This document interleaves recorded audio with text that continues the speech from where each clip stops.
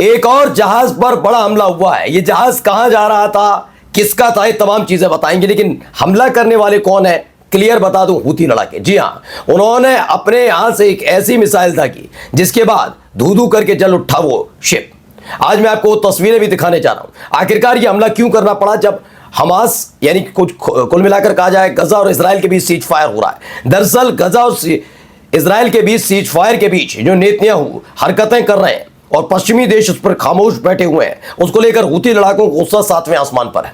ऐसे ही उनकी नजर एक ऐसे शिप पर पड़ी जिस शिप को देखकर वो आग बबूला हुए और उन्होंने स्ट्राइक कर दी। यही नहीं, खबर यह भी है कि अंदर खाने यमन को पता चल चुका है कि इजराइल और अमेरिका मिलकर एक बड़ा हमला करने जा रहे हैं। लेकिन इस हमले को नाकाम करने के लिए उन्होंने जो तैयारी की है वो यकीनन गला सुखा देगी बड़े बड़ों का। और यही नहीं, आपको एक और बड़ी खबर दिखाऊंगा कि अमेरिका को एक तगड़ा झटका यमन ने और दिया। इसके साथ साथ कई बड़े बड़े बुलडोजर गजा पहुंच गए। क्या ये बुलडोजर इजराइल ने भेजे हैं या किसी और देश ने? अगर किसी और देश ने भेजे भी हैं तो क्यों भेजे हैं? तमाम तस्वीरें खबर दिखाने जा रहा हूं। नमस्कार, मैं हूं प्रज्वल गौतम और आप देख रहे हैं टाइम्स एक्सप्रेस।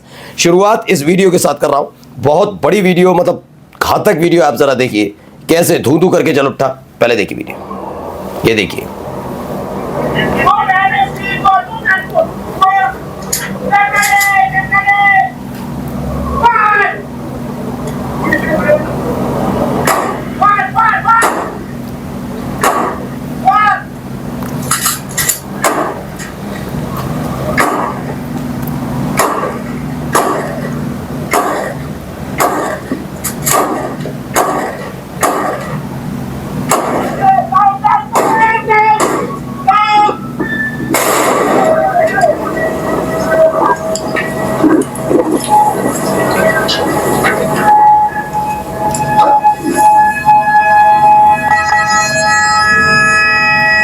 तो सब कुछ धुआं धुआं हो गया।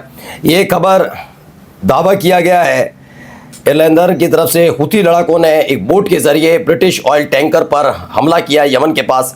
इन्होंने कोटिला मून नाम का ये शिप है, उस पर हमला किया। एक ब्रिटिश क्रूड ऑयल टैंकर है जिसको ज़बरदस्त तरीके से धमाका हुआ और उसके बाद धुआं ही धुआं नजर आया। उसे रोकने की काफ़ी कोशिश की गई लेकिन वो रुका नहीं। और उसके बाद के हालात आपके सामने ही थे, कैसे उस पर हमला करने के बाद हर तरफ हड़कंप जैसे हालात वहाँ पर बन गए।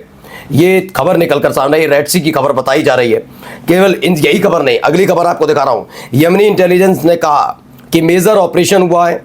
कहां पर? जल्दी मेजर ऑपरेशन करने का ऐलान हो रहा है। यमन में एक बहुत बड़ा ऑपरेशन किया जाना है।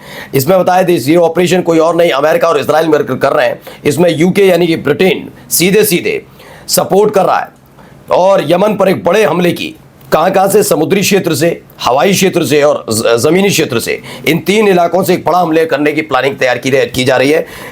यमन की इंटेलिजेंस ने ये रिपोर्ट सबके सामने रखी है। यानी क्या, यमन पर, गजा पर सीज फायर के फौरन बाद यमन पर एक बड़ा हमला करने की प्लानिंग चल रही है। क्योंकि यमन के साथ साथ ईरान, ये दो बड़े मिडिल ईस्ट के अंदर अमेरिका के लिए नासूर बन चुके हैं। लगातार एक के बाद एक हमले हो रहे हैं। इसने बहुत परेशान कर दिया है सबको।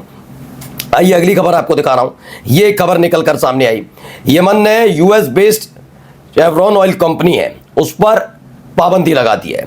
एक बड़ा, कहा जाए बड़ी पाबंदी के तौर पर एक बड़ी मुसीबत अमेरिका के लिए है। क्योंकि ऑयल का जो क्षेत्र है वो, उसके लिए महारत हासिल है किसको? ये मिडिल ईस्ट क्षेत्र के तमाम देशों को।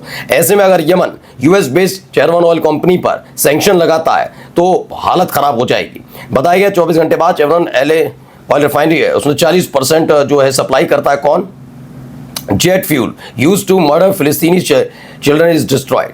बताया लगा कि 40% कम से कम इसका ऑयल कहाँ जाता है, ये इजराइल को सप्लाई किया जाता है, जिसका इस्तेमाल वो लड़ाकू विमानों से लेकर तमाम चीज़ों के लिए करते हैं। लेकिन जैसे ही यमन की तरफ से इस यूएस बेस्ड कंपनी पर, ऑयल कंपनी पर पाबंदी लगी, उसके फौरन बाद ही इसका बुरा हाल हो गया, हश्र बुरा हो गया। यानी हालत खराब हो गई है, बर्बादी की कगार पर आकर ये पूरी की पूरी कंपनी खड़ी हो गई है।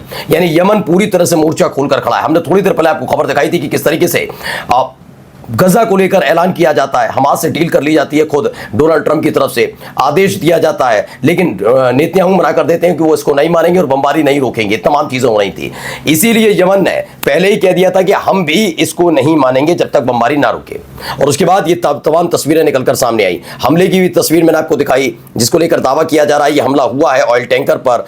वहीं दूसरी तरफ ये खबर निकल कर आई कि अमेरिका का ऑयल कंपनी पर पाबंदी लगा दी गई। वहीं इंटेलिजेंस रिपोर्ट है कि एक बड़ा हमला यमन पर होने जा रहा है, जिसमें अमेरिका और इजराइल तो हमला करेंगे ही, लेकिन यूके यानी ब्रिटेन भी इस पूरे हमले के पीछे रहेगा जो यमन पर हमला होगा, और तीनों तरफ से हमला करने की प्लानिंग चल रही है। इन सब के बीच भारी तादाद में अचानक से बुलडोजर पहुंच रहे हैं। कहां जा रहे हैं पहले देखिए, ये देखिए गाड़ियां भी नजर आएंगी, बड़े बड़े बुलडोजर नजर आएंगे। ये बुलडोजर जा रहे हैं, बड़े शांति के साथ जा रहे हैं, पूरी रैली निकली हुई है बुलडोजर्स की। ये सारे के सारे गजा जा रहे हैं। ये कौन सा बॉर्डर है भी आपको बताऊंगा, लेकिन फिलहाल आप बुलडोजर देखिए, एक के पीछे एक, एक के पीछे एक, एक के पीछे एक, कई बुलडोजर वहां जाते हुए नजर आए, और पूरी सुरक्षा व्यवस्था के साथ इन बुलडोजर्स को ले जाया जा रहा है। देखिए 1 2 3 4, ये पीछे एक और आ गया 5, बहुत सारे बुलडोजर्स हैं जो सारे के सारे गजा जा रहे हैं। दरअसल गजा और इजराइल के बीच सीजफायर का आधिकारिक ऐलान तो हुआ है, अभी बंधकों की वापसी नहीं हुई है, यानी पहला चरण शुरू भी नहीं हुआ, उससे पहले ये बुलडोजर पहुंचने लगे। क्या ये इजराइल की तरफ से भेजे जा रहे हैं? तो जवाब है नहीं। दरअसल ये इजिप्ट की तरफ से भेजे गए।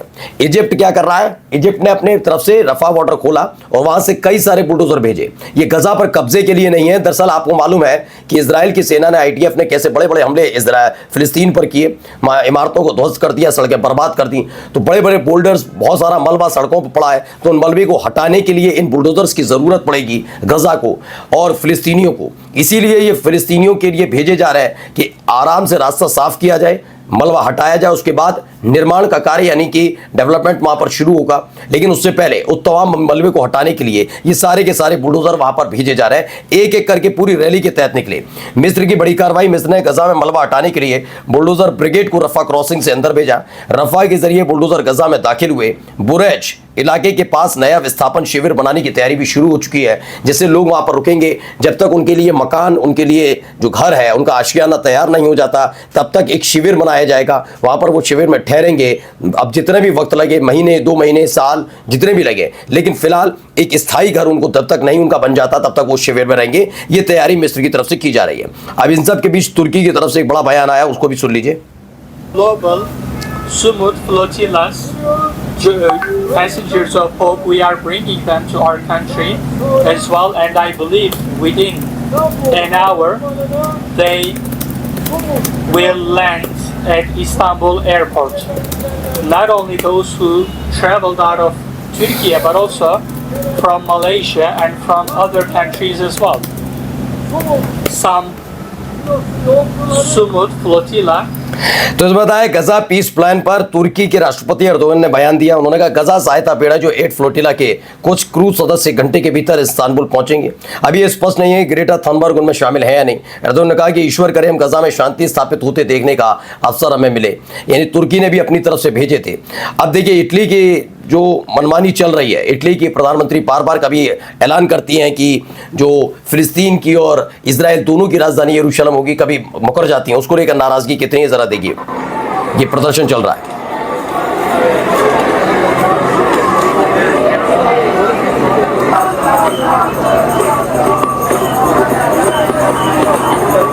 तो इस तरह से अपना गुस्सा जाहिर करते हुए इटली के लोग अपनी ही प्रधानमंत्री के खिलाफ। नमस्कार।